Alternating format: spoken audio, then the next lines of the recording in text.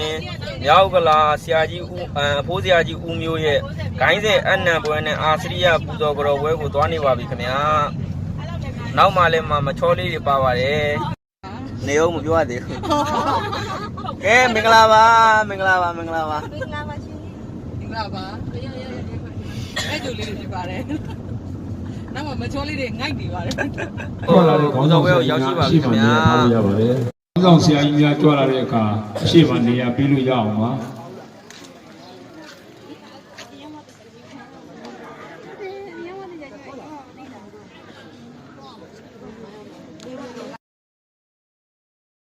ဒီရဝေမှာကြွရောက်လာတဲ့ခေါင်းဆောင်ဆရာကြီးများ